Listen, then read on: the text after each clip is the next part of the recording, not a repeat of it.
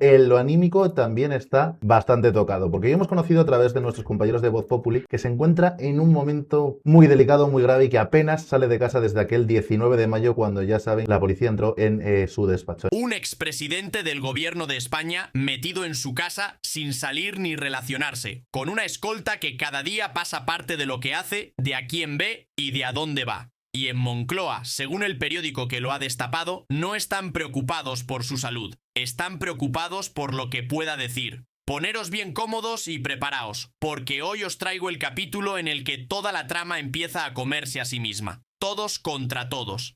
Y en el centro, un hombre que fue de los más poderosos de este país, ahora encerrado en su casa, hundido y depresivo, mientras a 2 semanas vista se acerca la fecha que lo puede rematar. Guardaos esa fecha, que llegamos a ella.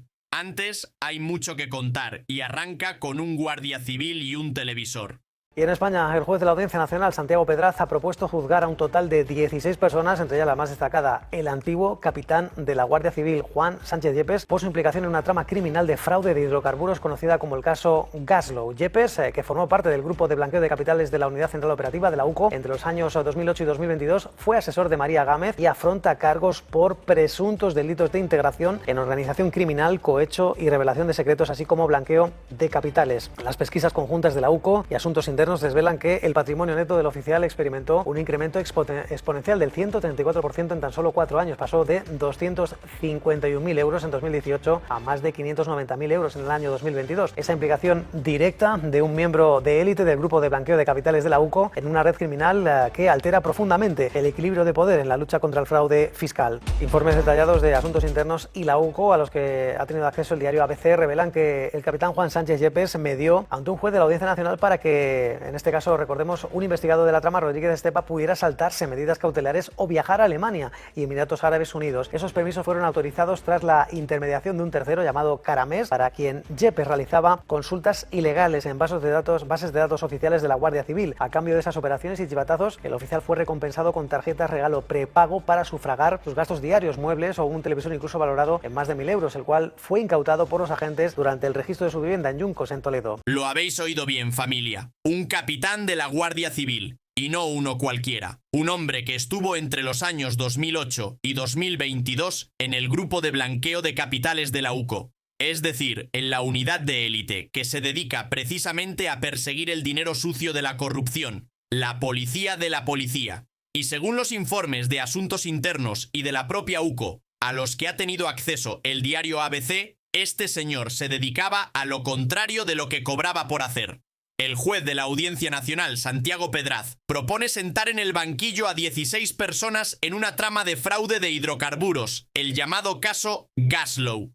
Y el más destacado de todos es este capitán, Juan Sánchez Yepes, que además fue asesor de María Gámez cuando ella era la directora general de la Guardia Civil.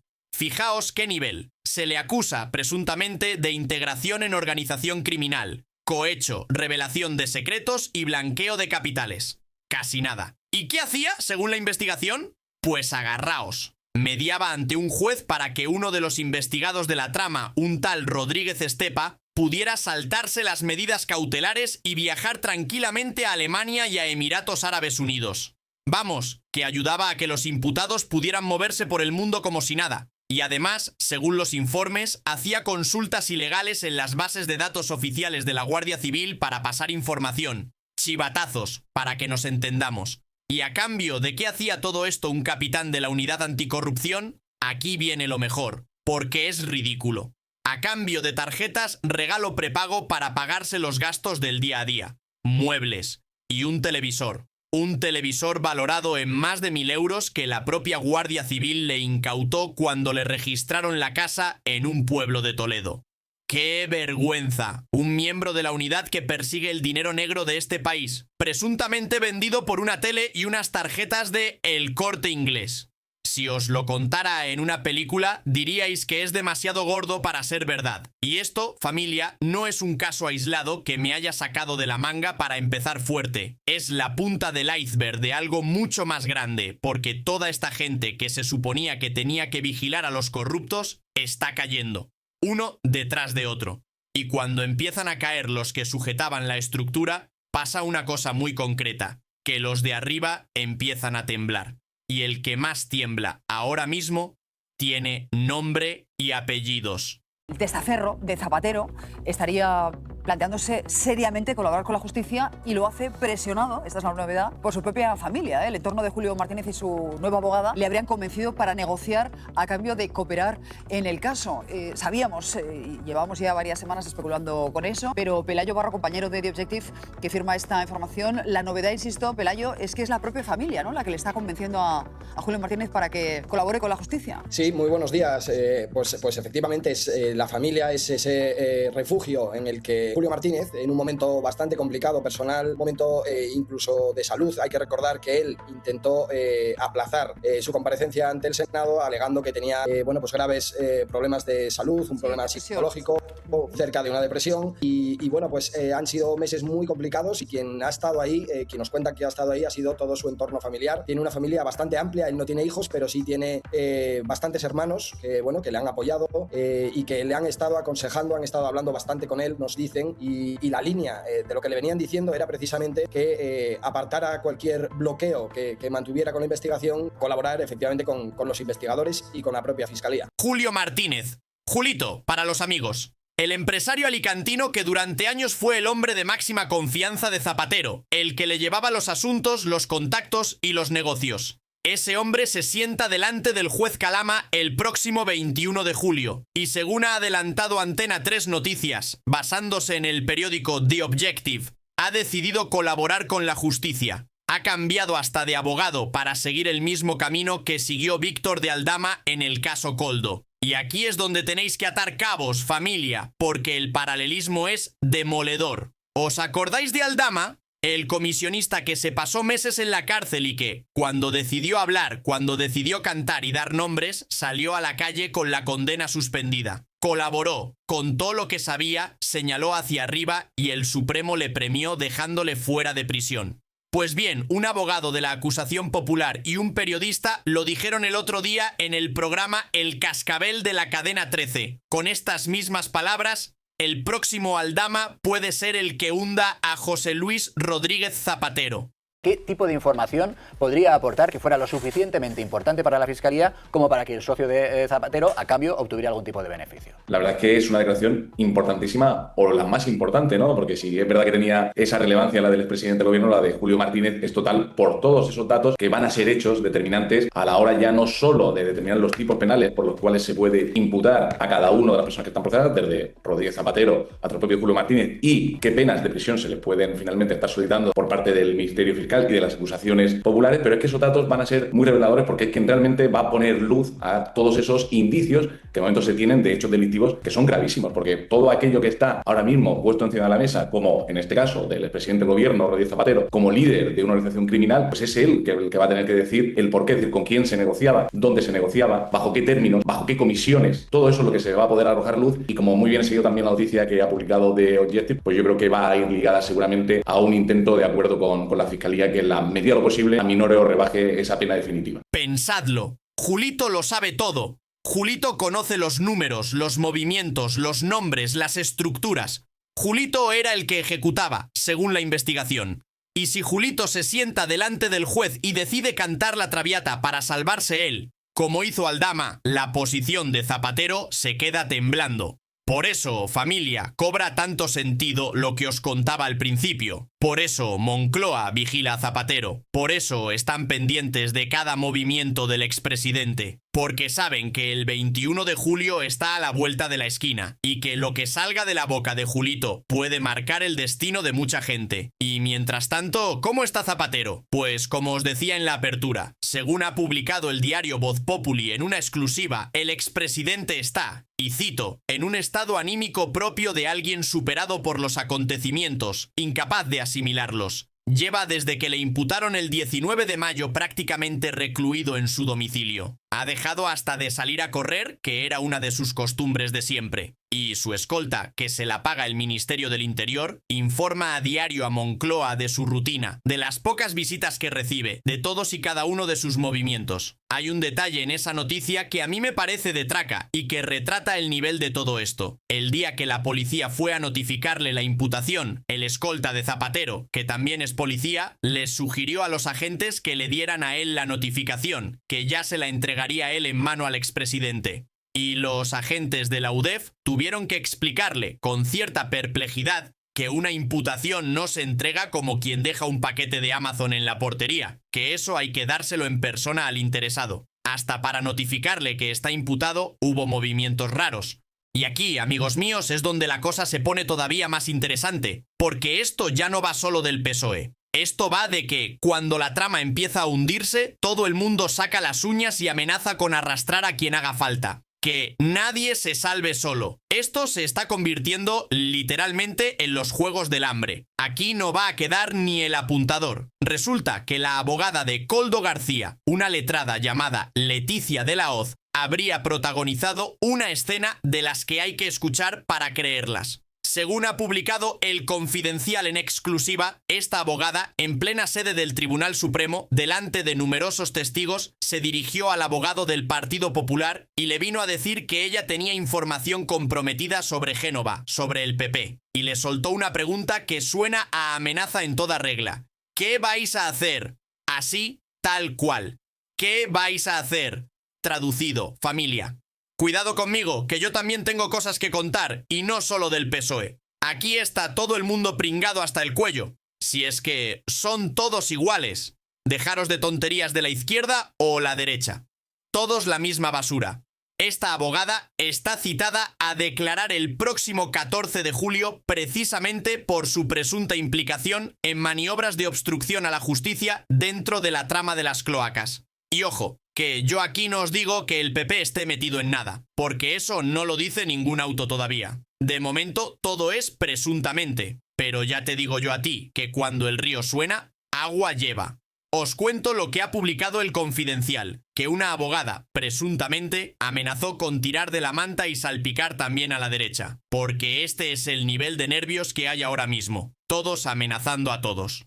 Se refiere a datos de las cloacas de Koldo y todas estas cosas. Resulta interesante. Bueno, esta abogada de Koldo está ya ella misma imputada en la trama de las cloacas. Ya saben ustedes, por un lado está el caso Koldo, Ábalos, Aldama, Cerdán. Por otro lado está el caso de las cloacas, que es esa organización que monta el Partido Socialista para intentar obstaculizar las investigaciones del resto de las subtramas de corrupción del Partido Socialista. Y esta abogada, Leticia de la Hoz, está ahora imputada por el juez Pedraz dentro de la trama de las cloacas.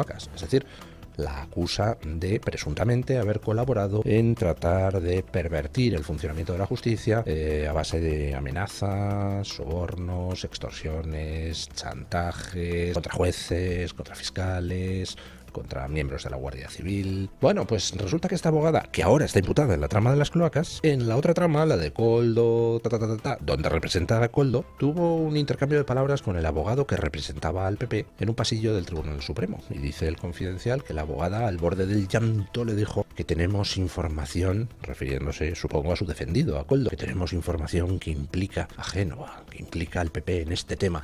¿Qué vais a hacer? Como diciendo, como vayáis contra mi defendido a muerte, pues entonces vamos a empezar a sacar basura. Como suele decirse, el que amenaza, y lo que estaba intentando, evidentemente, era que no se fuera contra su defendido. Quiere decir que estaban intentando a la desesperada lograr que el Partido Popular no entrara a saco en la trama de corrupción de Ábalos, Koldo, etcétera, porque si no, iban a poner en marcha el ventilador de la porquería. Y esto es lo que os decía al principio, señores. La cloaca se está comiendo a sí misma. Cada uno de estos personajes, cuando ve que le llega el agua al cuello, mira a los lados y piensa, si yo caigo, no voy a caer solo. Y empieza a soltar nombres, a amenazar, a insinuar que tiene información. Es un sálvese quien pueda de manual. Y en ese ambiente de traiciones cruzadas entra el personaje que más morbo tiene de todos hoy. Una vieja conocida de este canal, que viene directamente desde Venezuela.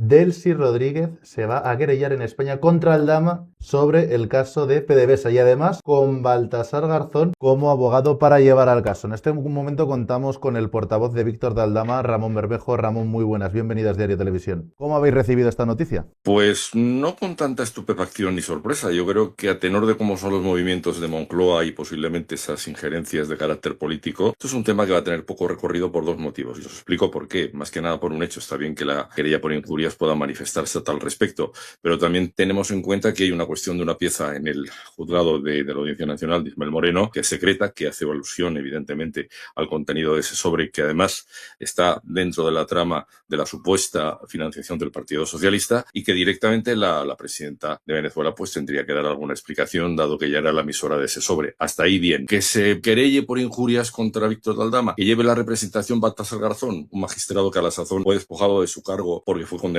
por prevaricación, pues seguimos en la misma. Es decir, creo que es mejor que tengamos bastante cautela a la hora de poner el dedo acusador y seamos capaces de analizar perfectamente cómo son los tintes de esta noticia. Delcy Rodríguez, la vicepresidenta de Venezuela, la misma que aterrizó en el aeropuerto de Barajas con aquellas famosas maletas y a la que salió a recibir un ministro de Sánchez en plena pista. Pues bien, esa misma señora ahora le ha puesto una querella a Aldama, le reclama un acto de conciliación por injurias porque no le ha gustado nada que Aldama la relacione con ciertos sobres y ciertos dineros. Y para eso, agarraos, ha contratado como abogado nada menos que a Baltasar Garzón. Sí, el ex juez estrella, ahora ejerciendo de abogado de la chavista. ¿Y qué ha hecho Aldama al recibir la querella? Pues no se ha chantado ni un poco. Ha respondido y según ha recogido Es Diario, ha dicho que él se mantiene en todo lo que ha declarado y ha soltado una frase que es puro culebrón. Se ve la mano negra del PSOE detrás. Es decir, Aldama viene a decir que esa querella de la venezolana no es cosa de la venezolana, sino que detrás está el propio Partido Socialista intentando callarle la boca, si es que esto ya no lo escribe ni el mejor guionista de televisión. Tenemos a la vicepresidenta de Venezuela, con Garzón de abogado, querellándose contra el hombre que colaboró con la justicia española y al colaborador diciendo que detrás de todo está la mano del PSOE. Un culebrón con acento caribeño. Y todo esto, amigos, todas estas piezas encajan en el mismo tablero. El capitán de la UCO vendido por un televisor. Julito a punto de cantar el 21. La abogada de Koldo amenazando al PP. Delcy y Garzón apretando a Aldama, y en el centro de todo, un hombre, José Luis Rodríguez Zapatero, recluido en su casa, sin salir ni a correr, vigilado a diario por su propia escolta, y con Moncloa pendiente de cada uno de sus pasos. No por cariño, por miedo, porque esa es la palabra que lo resume todo hoy, familia. Miedo. Y aquí llega la parte que os prometí al principio, la que explica por qué en Moncloa no duermen tranquilos pensando en el expresidente.